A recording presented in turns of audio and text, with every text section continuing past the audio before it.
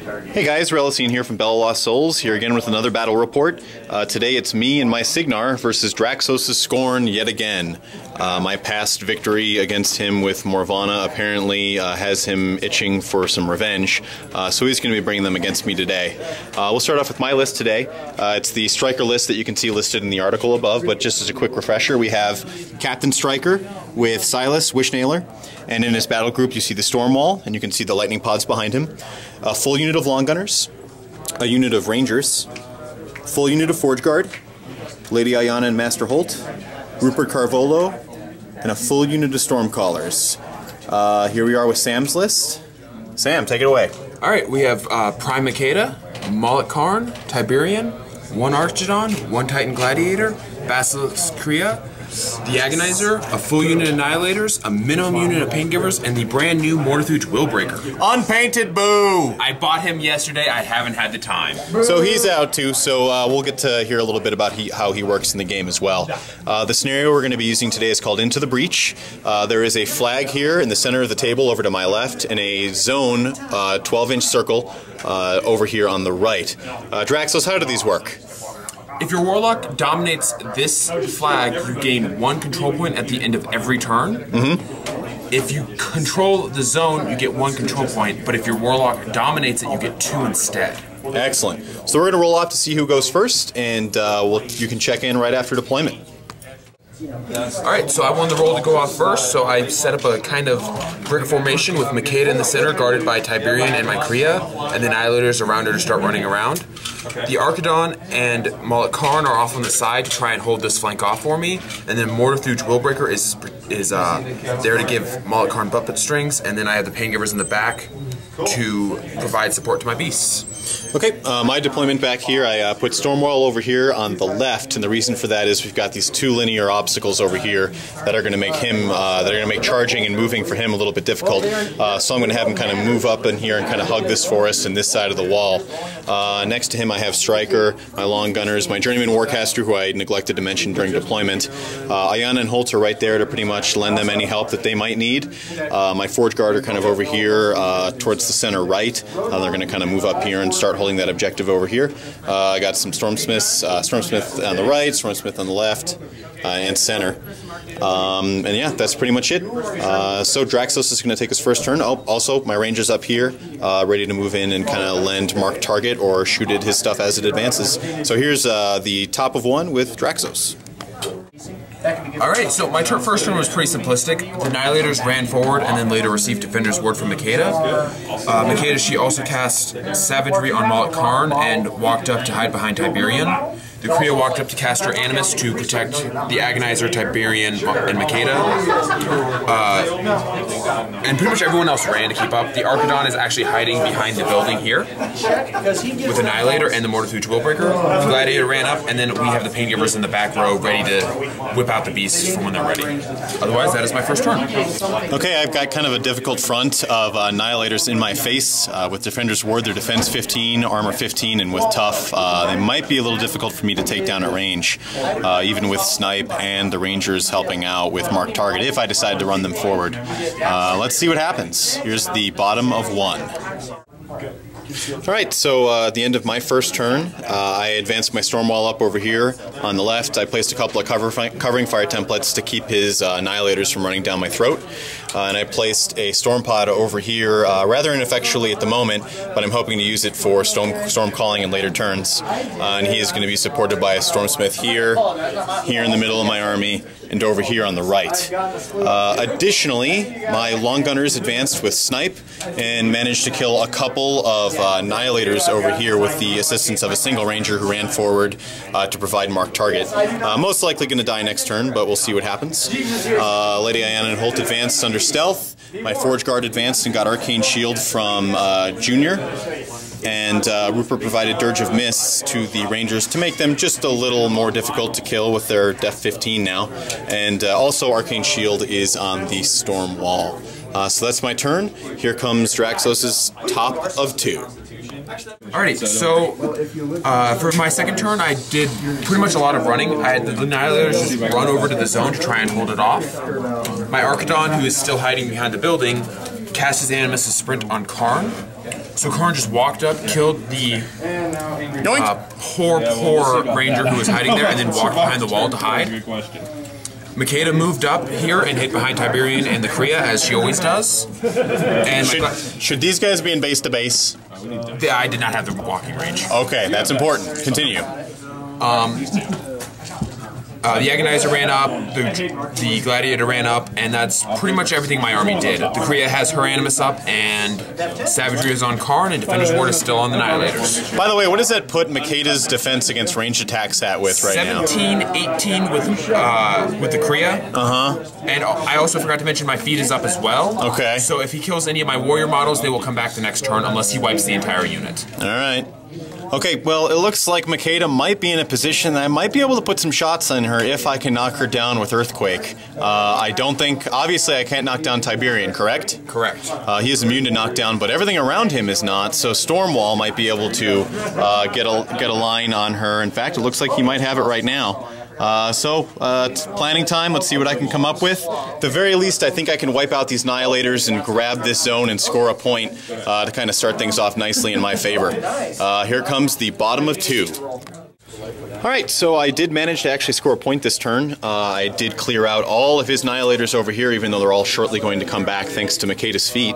I killed them with some aiming rangers over here, kind of all over the place. Some Stormsmiths. I triangulated one based off of this pod, this Stormsmith, and that Stormsmith over there.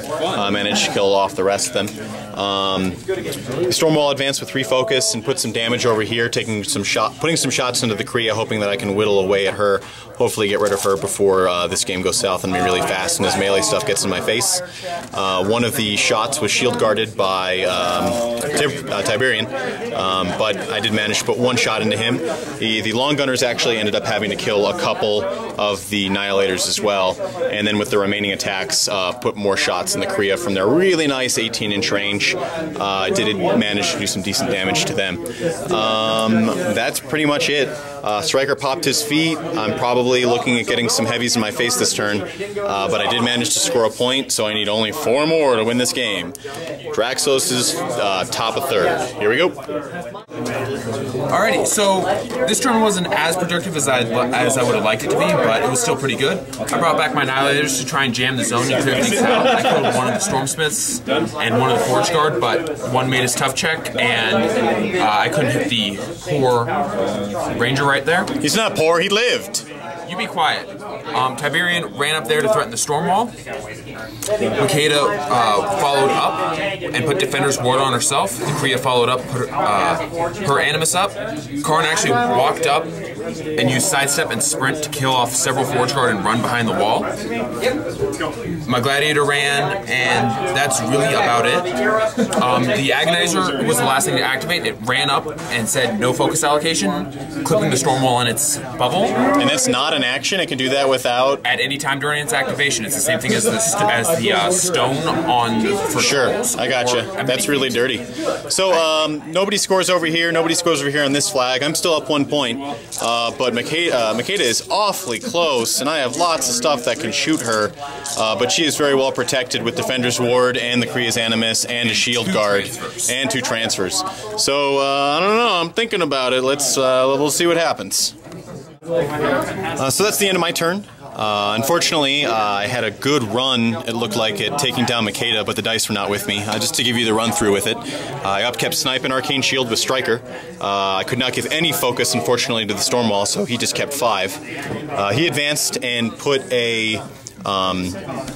an Earthquake into the Kriya, knocking down pretty much everything around it except for Tiberian, because he's unfortunately immune. But that did set me up for a nice little ranged assassination run. But I had a couple things to worry about, namely that Makeda was sitting on 2 Fury. She had Defender's Ward, and the Kriya was nearby to help protect from ranged attacks. So I started by trying to get rid of that Kriya, and I did that by freeing up the Forge Guard that were tied up by the Annihilators with Rangers and with Storm Calls. They charged in and managed to get rid of the Kriya with just a single swing. This Forge Guard managed to kill the Agonizer very nicely. Then I kind of began executing the plan, as it were, by advancing Ayanna and Holt up to here. She went to go put harm on on him, and I rolled Snake Eyes, unfortunately, for the first time. Holt shot her twice, missing once, again, because of another Snake Eyes. That was the second one of the turn. I think we lost count of the Snake Eyes. No, there were 4, I remember. Then the long gunners went. I had 2 that were not able to see Makeda, so they had to advance over to here so they can grab line of sight on her. I did 2 5-mans, which is basically this group, and then the group that did not move, these 8, got an additional shot. So I got 2 5-mans and an 8-man, and I managed to roll 2 more Snake Eyes during that, unfortunately. Then the storm wall moved up. I got 4 shots with the Metal Storm cannons, which are POW 12s, and they managed to do a little bit of damage to Makeda, but not quite enough to really make it meaningful, and I put the 2 big gunshots into her.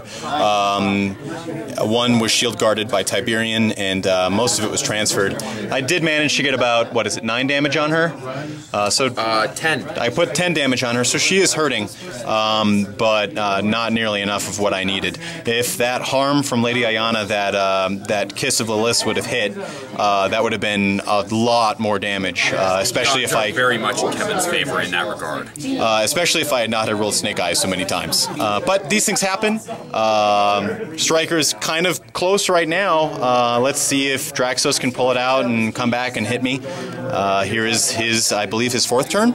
Oh, I don't pay attention. All right, well, moving on. Alright, so I tried to get an assassination run on Stryker with a backup plan of trying to do significant damage to the storm wall. I was barely unable to kill Stryker, but I did. My plans pretty much went out 50-50, I think. I had the Annihilators and Karn kill what was in the way here. Killed off a couple guys in the zone, nothing significant. Tiberian just walked up with Savagery and swung on Stryker, hit the first time, did very bad damage, so I used Puppet Master to re-roll the roll. I got 1 higher on the roll, which if I had gotten a good roll there, I would have killed him. Bought an attack, boosted to hit, connected, boosted damage, made a really good damage roll, brought him down to 3 life. I had nothing else that could swing on him. So Stryker's down to 3 life. Makeda is out there without shield guard, without a Kriya. I still have plenty of range troops. She does have Defender's Ward. She does have Defender's Ward, and my Gladiator was able to follow up to do significant damage to the storm wall, taking out his right arm, which hopefully will save him. So, I have a chance to kind of get back in this. She's sitting on any transfers right now. She is actually completely out because I had to cast Muzzle to kill a single Forge Guard. All right, well, let's see. I'm pretty much dead. Sure, we'll see how this goes. Here comes I believe my bottom of 4. So that's the end of the game. I managed to, I had to kill one of the long gunners that was over here to make room for Stryker. I used a Storm Call to do it. Stryker then moved over, Earthquaked on Makeda. I missed, unfortunately, but with that giant 5-inch AoE, even on the drifting 4 inches, it still killed her, or still knocked her down. Getting the Pain Giver into her, not that it really mattered about the Pain Giver. I also spent my other 3 focus to Earthquake Molly Karn to free up line of sight for the long gunners. They did a giant CRA and rolled boxcars again on Makeda. Fortunately, they got a second shot because they aimed, so the second one did manage to put her down. And had that not been the case, they still would have had some damage rolls coming from the storm wall, and I had a journeyman that could put a hand cannon shot into her. So I feel that even if things hadn't gone well with the long gunners, I still had a pretty good shot at taking her down. So that's the game. Thanks for tuning in, you guys. Stay tuned to BoLS Souls for more battle reports and Warmachine and Hordes coverage.